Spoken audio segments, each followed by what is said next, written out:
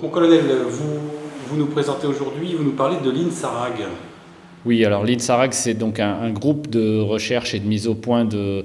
normes pour l'intervention sur tremblement de terre qui dépend de l'ONU. Il a été créé il y a une trentaine d'années pour homogénéiser au niveau international les interventions et les capacités des équipes de secouristes qui viennent intervenir sur un tremblement de terre. Initialement, malgré les capacités de la France et ses habitudes dans les diverses interventions, la France n'avait pas souhaité s'insérer dans ce groupe de travail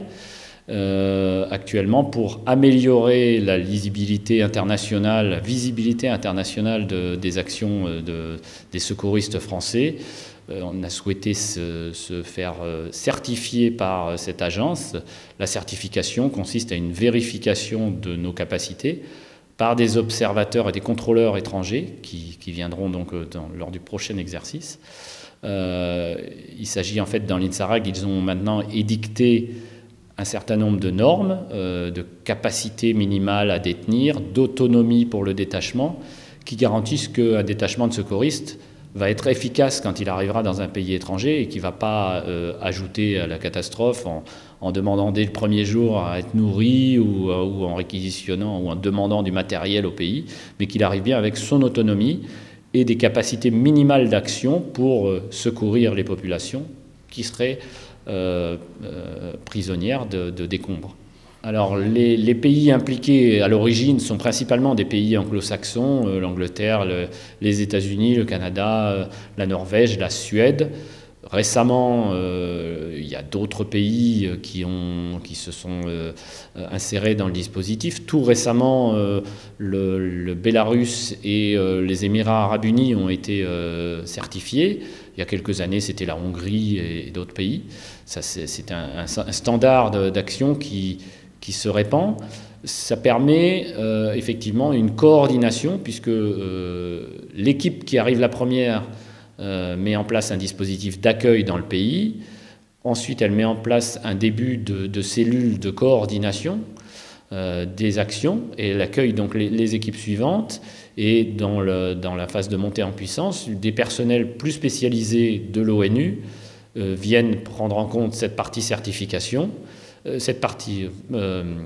partie coordination, donc vraiment des équipes de coordination spécialisées et qui vont donc permettre que toutes les équipes travaillent de manière coordonnée, de répartir les secteurs en fonction des demandes du pays frappé par la catastrophe, plutôt que d'avoir un petit peu une course entre les différentes équipes, mais bien de se mettre d'accord lors de réunions de coordination pour dire que telle équipe va dans tel endroit, peut-être parce qu'ils ont plus d'affinité, parce qu'ils ont des matériels plus adaptés ou autre.